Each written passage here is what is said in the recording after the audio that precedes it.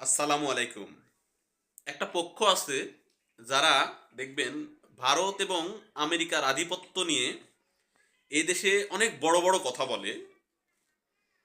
কিন্তু তাদের এক পক্ষ এখন তারেক রহমান র এবং মার্কিন ষড়যন্ত্রের কারণে দেশে আসতে পারতেছে না, এই কথা বলে তারা তৃপ্তির ঢেকুর তুলতেছে।